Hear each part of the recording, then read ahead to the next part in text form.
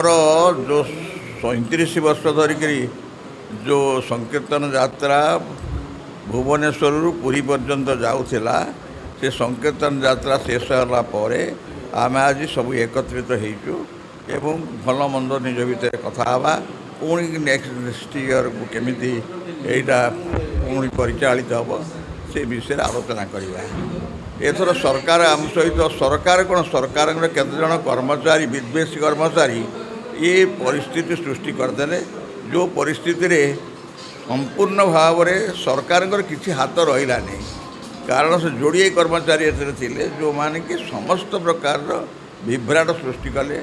मनकर सरकारी ऑर्डरटा जीवा कथा कौट देखला बेलू सरकारी ऑर्डर जाई नहीं आमे जाइकरी पहुँचला बेलू संकीर्तन नहीं सकाळू से को किसी व्यवस्था नहीं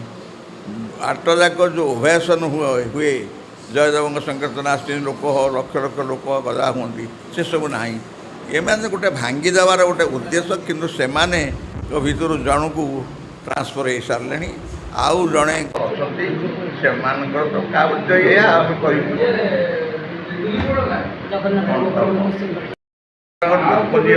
से गाँव आम गच लगे आसू से काटिदेवे गोपाड़ी नहीं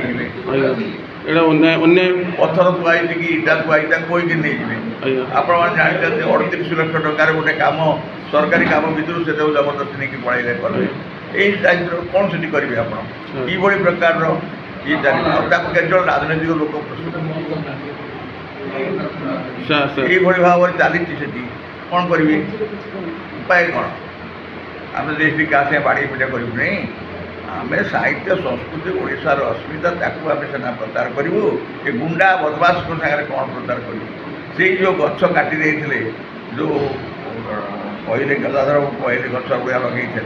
से मुंडे टोपी देकर फरेस्ट गार्ड ये बुझुं कौन करेंगे सरकार साहय कर पछपटुआ लोक अच्छा अरविंद ढाली ठीक कहते अरविंद आमको केवे अलगा हे अरविंद ढाली अनेक गोटाए कथा आप देखते अरविंद ढाली गोटे प्रस्ताव देते से प्रस्ताव प्रेसिडेंट को देते से प्रमोद मिश्र ये अच्छा प्रधानमंत्री दे मुख्यमंत्री के देते मुख्यमंत्री मार्क करदे प्राइवेट सेक्रेटरी पकेट भर्ती कर इम्प्लीमेंट कौन सरकार शासनटा ये मो सरकारी शासन जानी आप अरविंद ढाली अरविंद ढाली तो बहुत भल अरविंद ढालीकर जी साहस अच्छी जी कार्यक्षम से आमर तो बयस से ना आम सरकारी कर्मचारी मानकर कार्य होती से कथा कौन मुख्यमंत्री जानते मुझे चिठीटा ये देली से चिठीटा इम्प्लीमेंट है कि नहीं समय केत अच्छी सर आप चिठी ये अन्याय हो सब गच काट आम सब चिठी लिखी देऊ आमर से किसी नए मुख्यमंत्री बुझे के बुझे के आम कौन मिल मुझे मो निज किसी कहूनी आम गोटे गोष्ठी आम समूह भाव में समस्त जयदेव कौन मोर कौन आलोचना है आलोचना हूँ आम जयदेव स्मृतिचारण पर कौन सब कार्यक्रम होती तो जयदेव गीत गोविंद काव्य राधाकृष्णकर प्रेम विच्छेद विरह अनुस्मरण एवं मिलन माध्यम जीवात्मार परमात्मा सहित रहस्यमय मिलन एवं आनंद प्राप्ति परमानंद प्राप्तिर तत्व उपस्थापित कर जयदेव 12टी पहाच 12टी सोपान भक्त प्रेम भक्ति मार्ग में सरल समर्पण भाव में अग्रसर हो भगवत प्राप्ति करें से गीतगोविंद काव्य को 12टी सर्गर विभक्त कर 12टी सोपान से तैयारी भक्त मन भितर जो भगवान को रूप से कौ स्वरूप दर्शन करे एवं भगवान भक्तर स्नेह भाव विमुग्ध जो देखा दिखती अनुसरण कर जयदेव कृष्णकर 12टी नामकरण करपरी सामोद दामोदर अक्लेश केशव बुद्ध मधुसूदन सुस्निग्ध माधव साकांक्ष पुंडरीकाक्ष सोत्कंठ वैकुंठ नागर नारायण मुग्ध मुकुंद ଚତୁର ଚତୁର୍ଭୁଜ ସୁପ୍ରୀତ ପୀତାମ୍ବର ଏବଂ ସାନନ୍ଦ ଗୋବିନ୍ଦ, ଏଇ ଯେଉଁ 12ଟି ସ୍ୱର୍ଗକୁ ନେଇକରି ଜୟଦେବଙ୍କ ଜନ୍ମପୀଠ କେନ୍ଦୁଲିରେ 12ଟି କୁଞ୍ଜ ତିଆରି ହେଇଛି, 12ଟି ମୂର୍ତ୍ତି ମଧ୍ୟ ସେଠି ସ୍ଥାପିତ ହେବ। ଏବଂ ଏବେ ଅଳ୍ପ ଦିନ ତଳେ ଜୟଦେବଙ୍କ ଜନ୍ମତିଥିରେ ମୁଖ୍ୟମନ୍ତ୍ରୀ ମଧ୍ୟ ସେଠିକି ଯାଇଥିଲେ। ସେଇ ପୀଠର କିପରି ଉନ୍ନତି ବିଧାନ କରି ଗୀତଗୋବିନ୍ଦର ସମସ୍ତ ତତ୍ତ୍ୱକୁ ଲୋକଲୋଚନକୁ ଅଣାଯାଇପାରିବ ଏବଂ ଗୀତଗୋବିନ୍ଦରେ ଜୟଦେବ ଯେଉଁ ବନ ଲତା ଗଛ ପଶୁ ପକ୍ଷୀ କୀଟପତଙ୍ଗର ବର୍ଣ୍ଣନା କରିଛନ୍ତି ତାକୁ ସେଠି କିପରି ଉପସ୍ଥାପିତ କରି ସୁନ୍ଦର ଭାବରେ ଗୋଟେ ଐତିହ୍ୟ ଉଦ୍ୟାନ ତିଆରି ହେବ ସେ ସମ୍ପର୍କରେ ଆଲୋଚନା ହେଇଛି, ଏସବୁ କରାଯିବ। ଧନ୍ୟବାଦ ସାର୍।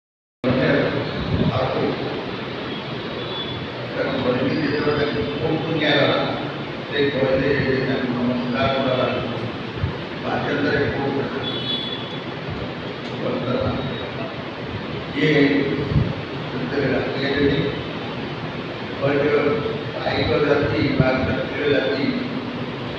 କେବଳ କ୍ଷତ୍ରିୟ ଜାତି କେବଳ ଜଗନ୍ନାଥକୁ ଏବଂ ଗଜପତି ନମସ୍କାର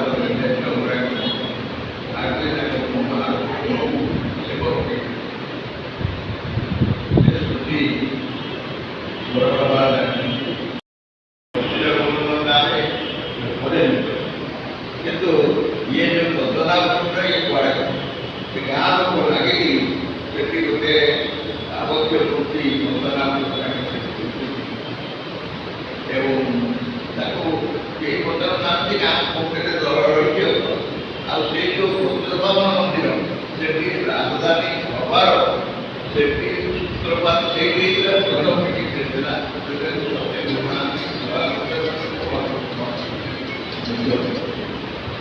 এটা প্রথম মিটিং ছিল সেটা জন্মপীঠ কেন্দ্রে আমার সৃষ্টি করা যাইছি জয়দেব ঐতিহ্য উদ্যান গীতকুণ্ড কেন্দ্রে জয়দেব রাধাকৃষ্ণଙ୍କର প্রেম বিচ্ছেଦ ବିରହ ଅନୁସ୍ମରଣ ଏବଂ ମିଳନ ମାଧ୍ୟମରେ ଜୀବାତ୍ମା ପରମାତ୍ମାଙ୍କ ସହିତ ରହସ୍ୟମୟ ମିଳନ ଓ ପରମାନନ୍ଦ ପ୍ରାପ୍ତିର ଯେଉଁ ତତ୍ତ୍ୱ ଉପସ୍ଥାପିତ କରିଛନ୍ତି ତାକୁ ସେଇଠି ଉପସ୍ଥାପିତ କରିବା ପାଇଁ ଆମର ଉଦ୍ୟମ ହେଇଛି। ଗୀତକୁଣ୍ଡ ଯାତ୍ରାକୁ ଜୟଦେବ 12ଟି ଅଧ୍ୟାୟରେ 12ଟି ଶବ୍ଦରେ ବିଭକ୍ତ କରିଛନ୍ତି ଏବଂ ସେହି 12ଟି ଶବ୍ଦ ମାଧ୍ୟମରେ 12ଟି ସୋପାନରେ ବା 12ଟି ସ୍ତରରେ କିପରି ଜୀବାତ୍ମା ପ୍ରେମ ଭକ୍ତି ମାର୍ଗରେ ସମ୍ପୂର୍ଣ୍ଣ ସମର୍ପଣ ଭାବରେ ଅଗ୍ରଗତି କରି ପରମାତ୍ମା ସହିତ ମିଳିତ ହେଇପାରିବ ତାର ତତ୍ତ୍ୱ ଏ 12ଟି ଶବ୍ଦରେ 12ଟି ସୋପାନରେ ସେ ପ୍ରକାଶ କରିଛନ୍ତି ଏବଂ ସେଥିପାଇଁ 12ଟି ପୁସ୍ତକର ନାଁ ବି ଦେଇଛନ୍ତି ଯେ ଭକ୍ତ ଭଗବାନଙ୍କୁ ପ୍ରେମ ଭକ୍ତି ମାର୍ଗରେ ଗଲାବେଳେ ଭକ୍ତ କିପରି ଭଗବାନଙ୍କୁ ଦେଖେ, କୋଉ ରୂପରେ କୋଉ ସ୍ୱରୂପ କୃଷ୍ଣଙ୍କର ସେ ଦର୍ଶନ କରେ ଏବଂ କୃଷ୍ଣ କୋଉ ସ୍ୱରୂପରେ ତାକୁ